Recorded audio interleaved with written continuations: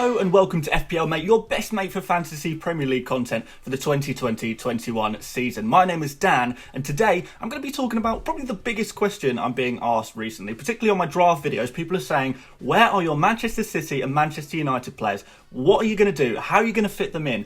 How's this going to work? So, as we know, Manchester City and Manchester United are not going to be playing in Game Week 1. I know there's been a few glitches on the apps, which people are confused to think that Manchester City and Manchester United are going to be playing in Game Week 1, but they're not. As things stand, unless something drastic changes, they're not going to be playing at all. So they're only going to be playing from Game Week 2 onwards. So what we need to do is address the situation. How are we going to make these players basically come into our team at some point? Because we do want Manchester City and Manchester United players in our teams at some point, but do we have them in our Game Week 1 team?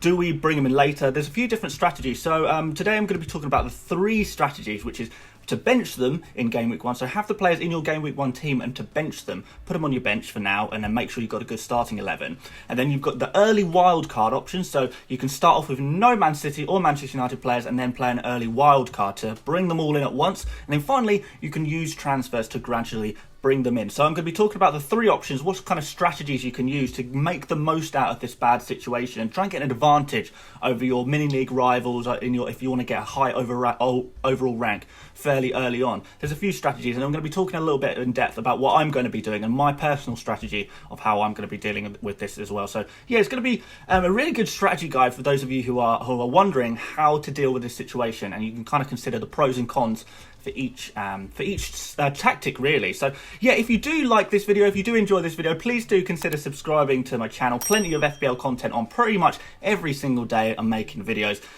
So yeah, loads and loads more to see, loads more stuff to see. If you want to get an advantage in your fantasy leagues, especially if you've got money on the line in your mini leagues, then yeah, this is definitely a channel that you want to be subscribing to, I hope, anyway. And then if you like the video, please do like it as well. So let's crack on with the first strategy. So the first strategy is to simply bench the Manchester City and Manchester United players.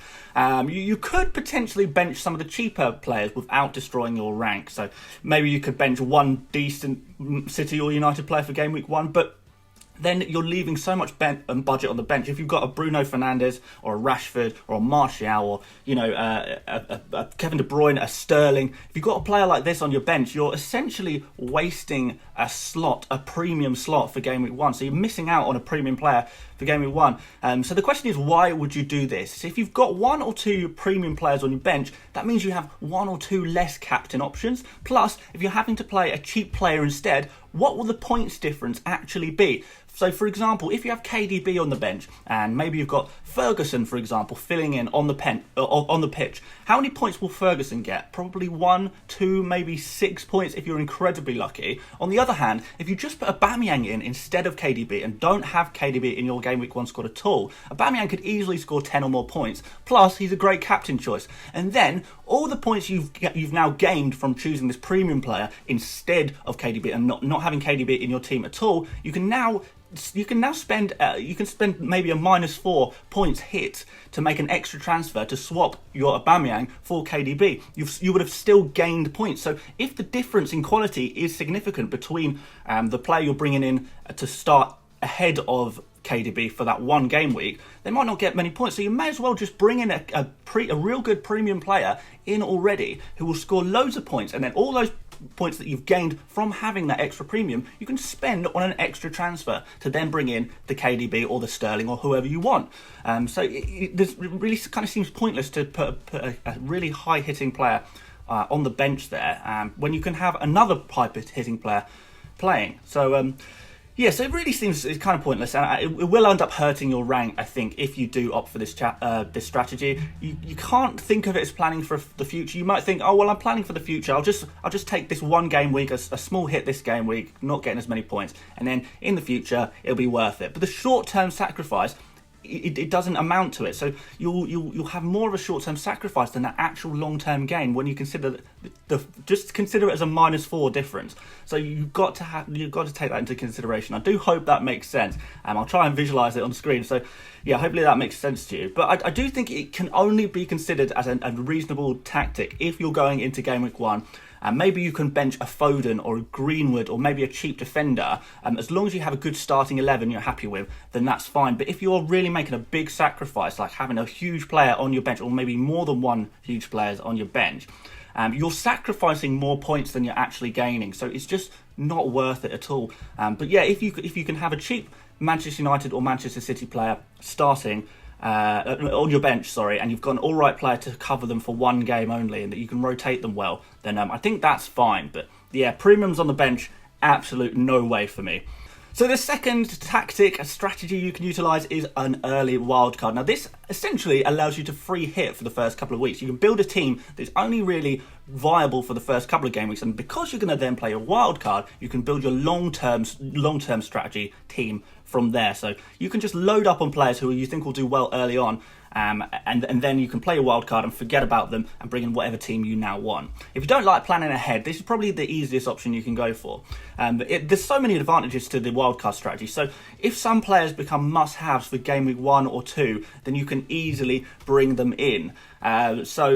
You know, if we have a random striker who, like Che Adams, for example, scores a hat-trick in game week 1, 2 goals in game week 2, you're suddenly thinking, oh, I've got my wild card, I plan to use it anyway. Not only can I now bring in loads of Man City players, loads of Manchester United players, I can also now bring in Che Adams, who I think is off to a really good start, and he's going to score me some more goals. So you can do that. So you can factor in loads and loads of transfers all at once, and take advantage of the data that you collect in those early game weeks. So maybe just the first game week, maybe the first 2 game weeks. You can use that data in your wildcard team.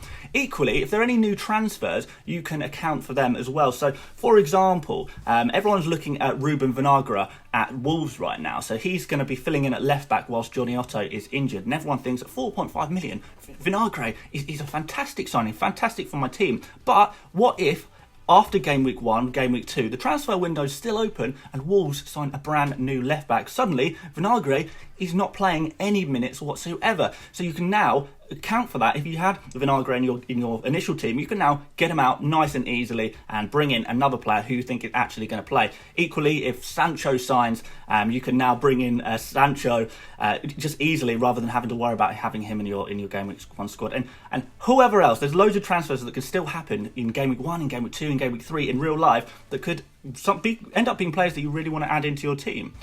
Okay, the next advantage I get this is it allows you to bring in as many City or United players as you want. You can do a triple up on United straight away, get a couple of City players in straight away, and you've got all of these players all at once. You don't have to bring them in as a trickle, one or two at a time. So if you've got an idea that you really want, you want Bruno, you want Aaron Wan-Bissaka, and you want Rashford in your team, it's going to be quite difficult to do that using your transfers only, but the wildcard allows you to bring them in all at once. So do consider that if that's something you'd like to do. It also means that you don't have to worry about price changes. If you're using your transfers, you have to consider if players will change price and make sure you have enough money in the bank. So you don't have to worry about that either. It does burn your wild card, which is this is the advantage of this. It burns your wild card. It means you can't use your wild card in the future, which might stitch you up a little bit later on. But I mean, there's no guarantee that will happen, but it could go both ways. Ideally, you would want to have your wild card for as long as possible. But I mean, if you're the kind of player who often plays their wild card nice and early anyway, then this might actually be the best strategy for you anyway. I think if you're going to use an early wildcard, it's better to commit to that decision before game week 1 so you can start making a plan. And this is how the early wildcard becomes a really viable option. So filling your game week 1 team with players with long-term in mind, and then using your wildcard only to keep the same core players with the addition of maybe a couple of Man City and United players is not an effective way to use this strategy. It's not something you should do. If you plan to wildcard in game week 2, then fill your game week 1 team with players who you think will do well in game week 1 only. Just go for the ultimate game week 1 team, and then game week 2 you're starting fresh anyway. You can take the points you had from the game week 1 and move on. Equally, if you plan to do a wild card in game week 3, then you can build a game week 1 team with players exclusively who you think will do in game weeks 1 and 2. So An example of this is a player who's got really good fixtures in game week 1 and 2 is Aubameyang. So you put him in, and then you can easily just get rid of him going into game week 3 when his fixtures become a little bit more difficult. You've got players like Michail Antonio. So his game week 1 fixture is really good. He's got a game against Newcastle, which is a nice fixture. But then after that, his fixtures just look awful. So you can have him in your game week 1 team, wild card him out in game week 2, start afresh, and take the points that you got from Antonio against Newcastle and absolutely run. So that's the kind of plan you would want to be going for with this. So don't build your initial team for the long term, because that is what your eventual wildcard in game week 2 or game week 3, whenever you play a wildcard, that will be your long-term team. The initial game week 1 team is a short-term team. So that is the best way to take advantage of using an early wildcard. Now, finally, probably the least aggressive approach and probably the most complicated approach, if you want to do it right, is to just use your free transfers, possibly take a hit or two to bring in Manchester City and Manchester United players during game week 3, game week 4, maybe even game week 2 if you want to go nice and early. The advantage of this is obvious. You get to save your wild card for a later date. It's the best long-term strategy, I guess, but you've got to do it right to make sure you're not punished in the short term. Because what it will mean is you can't use your transfers in other areas. So you're going to have to focus all of your transfers on Manchester City and Manchester United players rather than bringing in other players. Like, for example, I said earlier, Che Adams might have a really good start, and I might think, I really, really want to bring Che Adams into my team now. He's just scored a hat-trick. But I can't, because I've got to focus on bringing in Manchester United and Manchester City players. That kind of thing. So you kind of have to be fairly narrow-minded and only do that. But really, if you've built a strong game week 1 team, it should already be set up for at least the first few game weeks without actually needing to make transfers. If you need to make several transfers after game week 1 or game week 2, then you probably messed up your game week 1 team. So if you've not messed up your game week 1 team, you'll probably be fine without having to make too many transfers, and then you can just focus your transfers on Manchester City and Manchester United. Since my latest draft is set up for this strategy, we can use this as an example, and I do think a key in this strategy is to make sure you do have a little bit of money in the bank, just so you can cover your price changes. But we're going to be talking about that a little bit. So this is my latest draft, set up for this strategy, and we're going to use this as an example. So I have Aubameyang and Son in my starting team with 1.5 million kept in the bank. This means in game week 2, I can make the direct switch from Son to Bruno Fernandes, hopefully before any price rises, leaving me with exactly 0 in the bank. So Son at 9, Bruno at 10.5, make the direct switch, leaving me with 0 in the bank, spending all of the 1.5 I had saved in my bank. So that's Bruno Fernandes, and that's my Manchester United player in game week 2 already. And then in game week 3, I can switch Aubameyang at 12 million down to KDB or Sterling, who are both 11.5. So because there's a 0.5 difference in their price, I've already covered the price. If one of KDB or Sterling, if their price goes up slightly, I've got that covered. That's fine. And the reason I like this strategy is because I'm not really that bothered about Man City's early fixtures. So I'm in no rush to bring in their players, and I can bring in Bruno Fernandes in game week 2 anyway when he first starts playing anyway. So we can use an example here again. So Aubameyang, he has 2 great fixtures. And then it really does go downhill from there. So Aubameyang you want for game week 1, you want for game week 2, you perhaps don't want from game week 3 afterwards, so you probably think about shifting them anyway. On the other hand, KDB, his or Sterling, their fixtures start pretty bad, and then you can switch to game week 3 KDB or Sterling when just before the fixtures for Manchester City start picking up again, and they'll start looking a little bit better. They'll become captain options now as well. So I wouldn't necessarily be that desperate to be getting loads of Man City players straight away. So that's why I kind of like this strategy. The disadvantage is I kind of do want a few Manchester United players, but equally I don't actually know which Manchester United players I want quite yet, other than Bruno. I don't know if I maybe want a Rashford. I don't know if I want a Greenwood. I don't know. I haven't decided yet. But Manchester City players, I'm not that bothered. I'd like to have one, but I can happily just get one in game week 3 and then maybe bring some in later if I feel like it when Manchester City's fixtures begin to pick up a little bit. But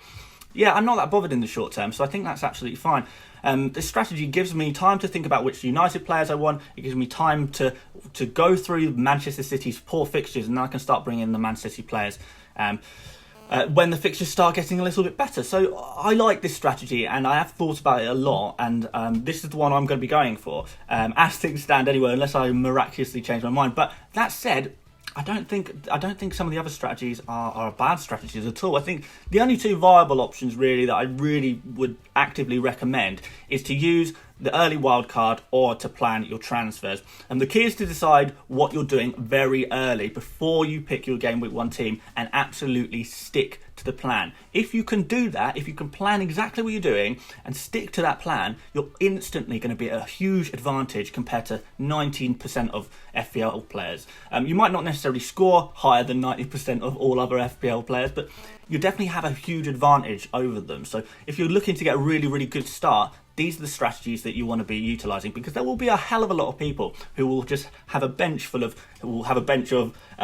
David De Gea, Martial, Bruno Fernandes, Aymeric Laporte. Their bench will just be full of Manchester United and Manchester City players, and you are going to be at a huge advantage over these guys if you use one of the second two strategies I spoke about and stick to it, because they don't have a clue what they're doing, and now you guys do. So you're going to be at a huge advantage, and you're going to crush your mini leagues. And yes, speaking of, if you do want to crush your mini leagues, if you are looking for fantasy advice, tips, stats, things like that, please do consider subscribing. I'm making videos constantly, so if you want fantasy Premier League content, I've got it for you right here, and hopefully it's the kind of stuff that you'll really enjoy. So yeah, do consider subscribing and liking the video. Of course, it all really helps if you just take that moment to click like. It really helps the channel. So thank you so much for all of you who are doing those types of things.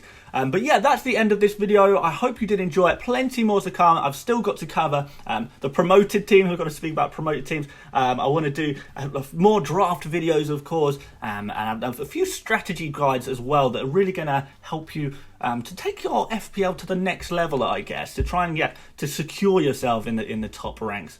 Indeed. So yeah, that's what we're going to be doing for the next couple of weeks. So yeah, I hope you'll join me on that one. I hope to see you on the next video, and until then, I'll see you later, mates. Bye bye.